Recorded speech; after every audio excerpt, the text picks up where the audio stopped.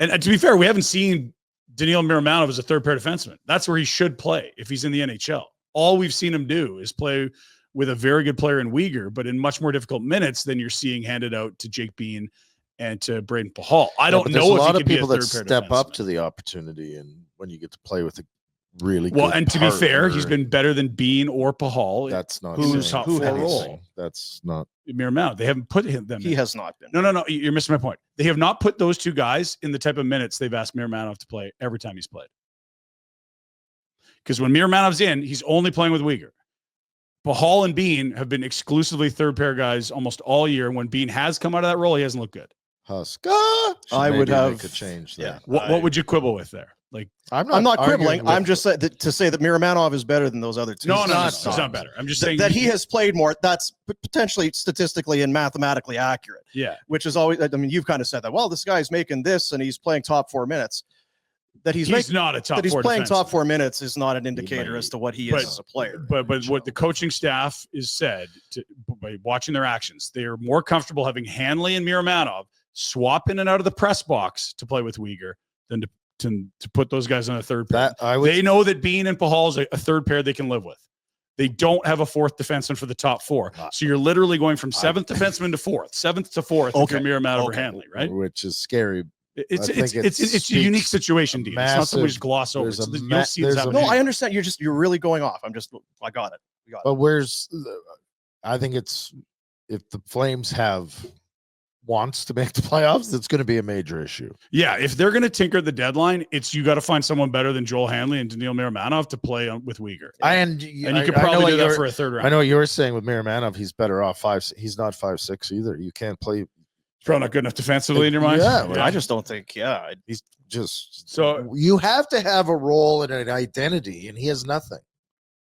What is he? Because a 5'6" is not an offensive powerhouse. Because he's not an offensive powerhouse. Because he's not playing a effing power play or anything. Like he isn't an offensive powerhouse. I think when you say he's a converted forward, people go there, but he's not that. Yeah, like his skating is not great. His defensive play is not great. He doesn't put up big numbers. If you don't notice him, he's had a good night. Like he's not. We're not talking. And he's about not Tony even good at DeAngelo that. Because you do notice him because he makes mistakes. Anyway, this is not breaking news. That if they were to lose one of their top 3D, they would be in a bit of a pickle, and here they are, a bit of a pickle. So Miro's got one more year at 1 1/4 to get back to the original point. Jake Bean's got one more year at 1 3/4. Hanley's up as a U, and Kevin Ball has arb rights. He's an RFA, so you're not going to lose him, but you are going to have to give him a raise from his $1 million. I don't like those signings now. Which signings? Well, they have another year left. Some of these guys. Yeah, I don't know why. Like Bean is a hard 6-7 on most good teams in my mind. And they locked him in at 2 years, 1.75. I feel similarly about Miromanov, and he's a $1.25. You can bury that whole salary in the A if you need to. You can't Beans. And I think they thought they had something with Miromanov. At 1.2, you kick the tires, right?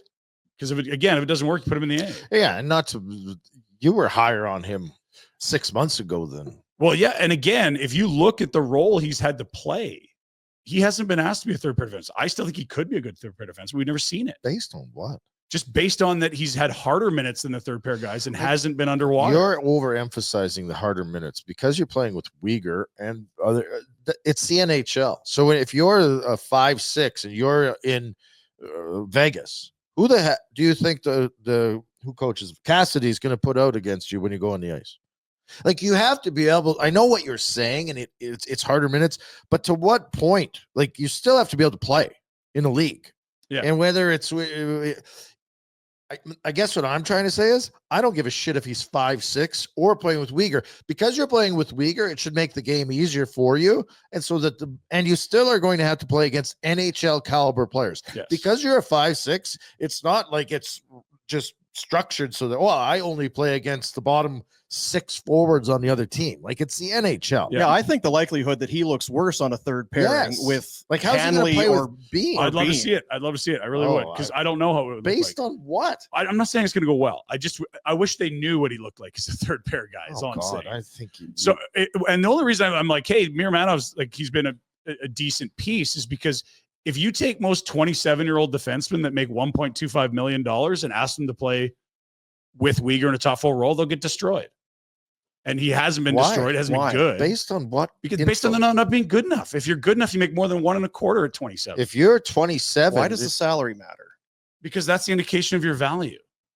It's what Conroy paid him. Yeah, it's what percentage of the cap have we allocated to this guy? Right. What percentage But of the one cap GM's does that roll? judgment compared to another. You bring up But his pay a lot. Isn't that your opportunity to show that I'm worth more and I'm getting a great opportunity? And if I'm any good at all, I should be able to do it.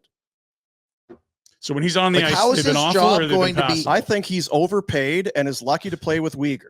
I don't know. mean, Bottom line, I think don't he's think he's overplayed. I don't very think he's good. an I NHL think both of those defenseman. things are true, and I also think it was a decent low risk bet to make. I'm fine with the bet, Yeah. but the results are telling me he can't play 5. If he can't play with Uyghur, he can't play 5-6 with someone that's shittier. Yeah, I mean, it's clearly less minutes. That's sort of the point I'm making. I understand. I know what you're saying. Yeah, You're like not it's- going to give him, But it's an minutes because- indicator as to what he is, that you want him playing less. Oh, 100%. Hopefully- that's my whole point. Is I'd love to see him play You're 12 praying minutes on a that he third can be a pair. 12-minute. I don't think he. Most players are better the more they play. And why Miromanov would be opposite, I don't know. And I don't know that most most, players but are- some guys are. Yeah, like Eric Goodbranson, If Nikita you're Zadorov. Less was more with those. If cats. you're capable. Yeah. If you're capable. Yeah, and so look, here's in my view, Pahal took this guy's job. That's the third pair right side. Pahal has been excellent as a right side third pair guy. He hasn't moved all year. He's been the rock there. And because he's a right shot third pair guy, well, okay, what are we going to do with Miro? You're going to play him on the left side of the third pair? Well, kind of like being there. And so now you're out of the lineup or playing more minutes than you should be in the NHL. Well, I want to criticize Conroy about this because that was part of the deal. So many 6, 7, 8s. What do you do? Yeah.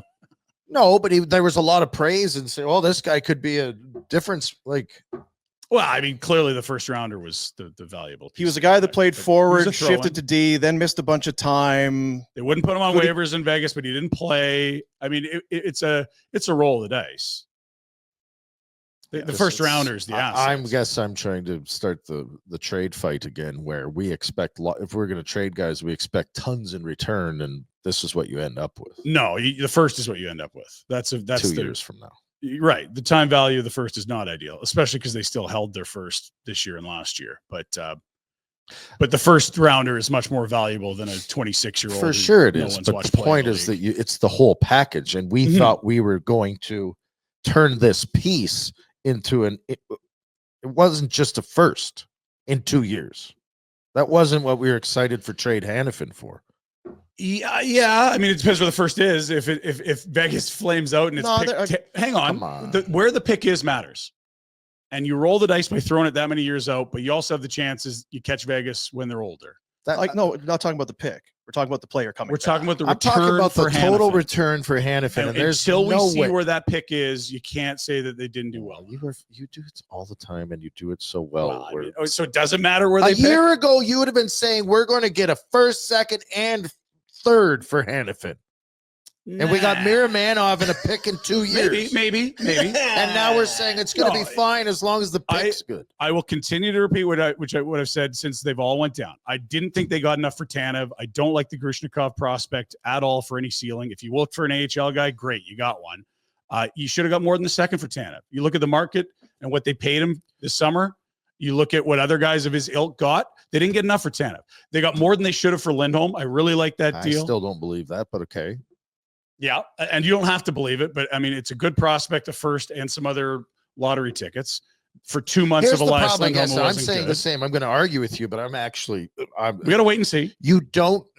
The only point I guess I'm getting at is that we think we have these assets and we're going to flip them for massive return and have yet to see it. Yeah, because you're trading them for futures. So until you know what the first from Markstrom is as a player, or the first from Vancouver as a player turns into be, and the first from Vegas turns into be, I mean, you didn't know what Jerome McGinley was when you moved Joe Nieuwendyk, but when he turned into a star, now you can say you won the deal.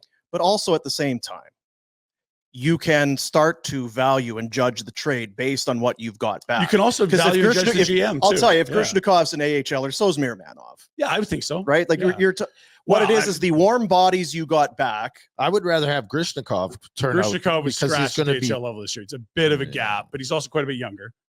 Like it's, you just hope that one of these. So it's a first and okay. So what's the and? Is it going to be Maverick Bork or who are these guys going to be? Oh, it's Grishnikov. It's not Stankoven. Correct. Okay. Yeah. So then okay. So who's coming from? I don't know who this Miromanov is. Brzustevich is so a then, nice so then you hope. Yeah. That's all it is. Where's Hanifin going for Four Nations? Is he playing? I think he played on Team USA. Did you make that roster? The point I'm making is that you're trading a Four Nations defenseman for a first. Yeah. And it was 2 months in. Again, they re-signed him, so it looks great. It looks less good in Vancouver where they didn't re-sign Lindholm and lost the asset and gave away, Kuzmenko's actually playing well now, which helps a bit, but hasn't done that most of the year. I mean, again, if Kuzmenko's scoring a 40-goal pace, that deals a landslide. He just hasn't done it this year. Yeah. You know what'll happen there is he'll start playing better, and then they won't trade him because they're trying to make the playoffs. And then he'll walk. And then he leaves for nothing. That's okay. If you make the playoffs, you can give him. He's not. Hanifin has been selected to the I UST. knew he had. Yeah, just confirm. Anyway, it just takes time to judge these things, right? We hated the Toffoli deal, and man, like Sharon Govich has been good. Idar Suniev is having an awesome year at UMass. Like, we just need time. Just my final thing. I'm not worried about how did the trade work out. It's just this player. What is he? I just don't think he's a top 4 guy. No, he absolutely isn't. He's not a top 4 or a top 6. Yeah. And that's what, again, and I would love to see him in the 6 role. You can't because Hall's been better than him. Hey, guys, thanks for watching. Be sure to check out more of our content right here on the Flames Nation YouTube page. We had a bunch of great long-form interviews. You can check out some videos we've done as well outside of the studio. And, of course, if you want more writing or merchandise stuff, flamesnation.ca or nationgear.ca. Appreciate you watching.